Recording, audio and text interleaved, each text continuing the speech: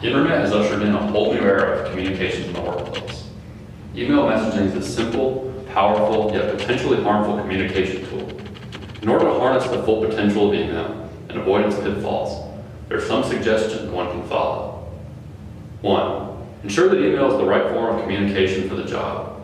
Email is best used when a written record of the communication is desired, the recipient might be hard to reach by telephone or in person, the subject matter is easy to understand, information needs to be conveyed to multiple recipients, or when files need to be shared.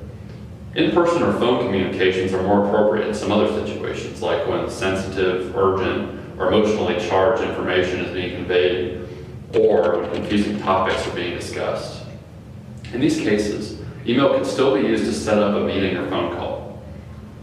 2. It's important to make sure that your organization's chain of command is being followed. Just because your company's CEO is in the address book does not mean that you should send him or her messages. A good rule of thumb is to only say in an email something you would be willing to say in person. 3. When it comes to sending the actual email, leave the to field blank until after you've typed and proofread your message. This will ensure that you don't accidentally send an incomplete message. 4. Choose a short, descriptive subject line. And whatever you do, don't leave the subject line blank. Many email servers automatically classify emails with blank subject lines as spam. 5. Use an appropriate greeting. When addressing someone, try your best to include their title, such as doctor or professor. Also include a greeting like hello or good morning. 6.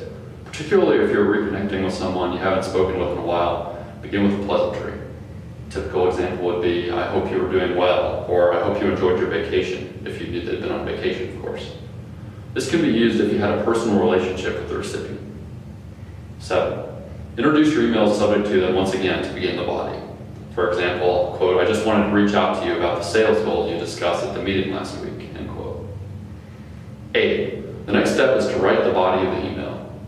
A good rule of thumb here is to make sure that the question you're trying to ask, or the main point of your email, comes first, followed by any relevant explanation. 9. Close the email with a call for action, like asking for a meeting or asking for data. Or if you're providing information, you can replace this section with something like, feel free to contact me if you have any further questions. 10. Finally, end the email with a closing.